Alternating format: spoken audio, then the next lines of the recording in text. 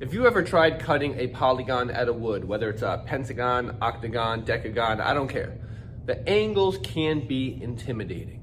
In this video, I'm going to demystify it. You will know how to find the angle for your woodworking project, no matter how many sides you need. I'm also going to give you a very big clamping tip, because if you try and use regular clamps to hold some of these shapes together, it's just not going to work. And then to finish up, I'm going to let you in on the shape you never want to make. I'm going to tell you why you don't want to make it, and then I'm going to try and make it. All right, so you want to make a pentagon, you're cutting it, you're making shelves or whatever it's going to be.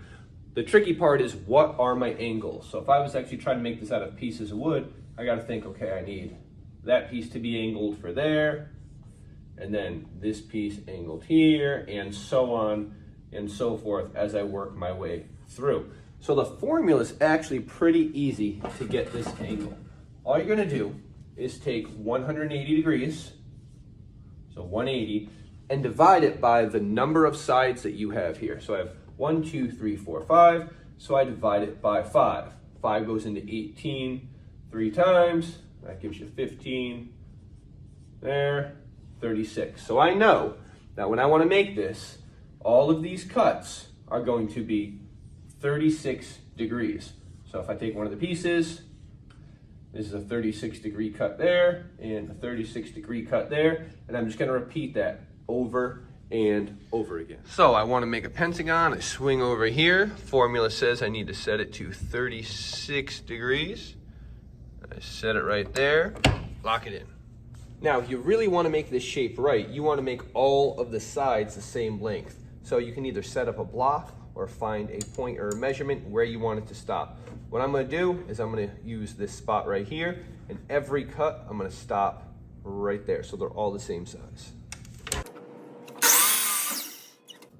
So I'm going to flip it and then go to whatever my stopping point is. So I'm going to go right there, so they're all the same size.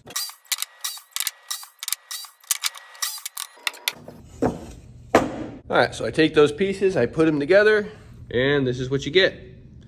The gap is just because it's leaning there. Now, gaps can happen very easily. If your angle on the miter saw is off just a little bit, it's going to start showing, especially as you get into shapes with more sides. The more sides, if you're 1 degree off on a pentagon, okay, so there's 5 degrees of error in there. If you're 1 degree off on an octagon, now you're 8 degrees off. Or a decagon, you're 10 degrees off. So the more sides, the more important it is that your angle really is set just right. So as you can imagine, trying to clamp together all of these different pieces is not going to work very well. So here's a little trick that'll make things a little bit easier for you. Get some painter's tape. All right, so you get your pieces. I'm going to put a little glue in the joint there. Way more than I needed. Next couple are ready. So I'm going to do is put them together and just take a piece of painter's tape.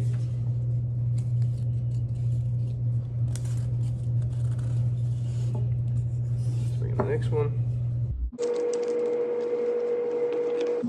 So as you can see, that holds it together nicely. So just work your way around.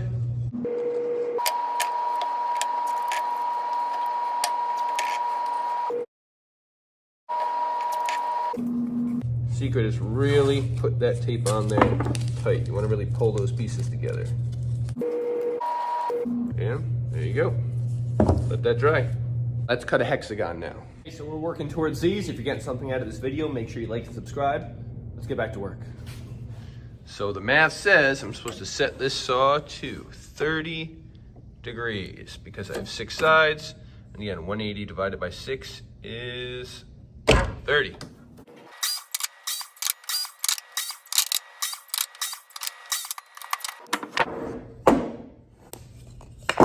All right, see if we put this thing together right. Boom, we have a hexagon. All right, so the one tool I don't see enough people taking advantage of is this. I believe the technical name is a band clamp. These things are removable, but you see it pops right out. You have 3 of these to hit different points when you're doing an odd shape. So what you do is I'm gonna kind of move these around and gradually pull this to keep tightening. Actually back this off to start here. So I'm gonna decide on a few points I want to hit. let's say those three, and I want that one on there. So I'm gonna kind of get them where I want them. And then hold this tight.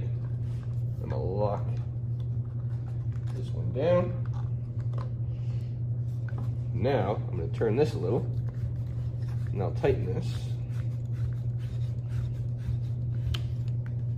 And that is a great way to clamp odd shapes, or even a box or something. This way you can put 1, 2, 3, 4 and hit all 4 corners and pull it all together nice and tight. So if you don't have one of these, make sure you pick one up. All right, so I want to cut an octagon. Now the first question you may be asking is, why in the world would I want to cut an octagon? And at the end of this video, I'm going to show you a really good reason why. All right, for an octagon, this is that one with the preset. So boom, mine locks in right there at 22.5. All right, so real quick, I made a cheat sheet that kind of has all these angles and stuff in it. Link below, 1422woodworking.com. Click on that link, it'll take you right to the page. It'll help you find all the angles you need to cut your polygons out of wood. Let's get back to the video.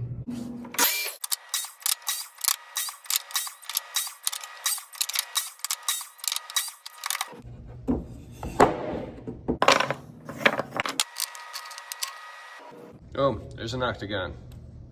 So I told you I would tell you why you might need to make an octagon.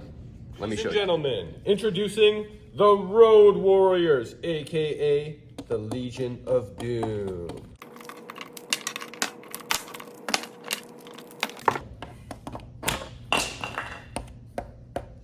And before you say something, yes, I am aware they are the same guy. I only have this guy, but I have 2 copies of him. Let's put together an octagon.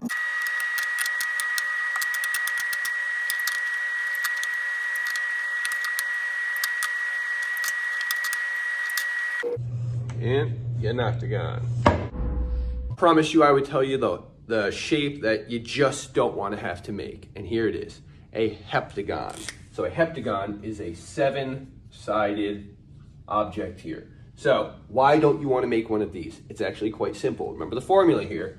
Formula is 180 degrees divided by the number of sides, and that tells me the angle of the cuts I need to make in the wood to put the shape together. When you do 180 divided by 7, 7 goes into 18 2 times, 14, bring down the 4, 0, 5, 35, bring down the 0, 7, 49, bring down the 1. That's the angle you need to get, 25.71 degrees. All right, so I'm going to attempt to make a heptagon, or as I would call it if I was in charge of the English language, a 7-sidagon. So I'm taking my best guess right about there. That's my 25.71 guess.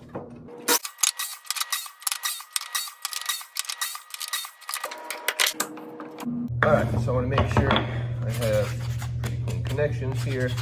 Sanding blocks are amazing. If you don't have any, make sure you grab some. All right.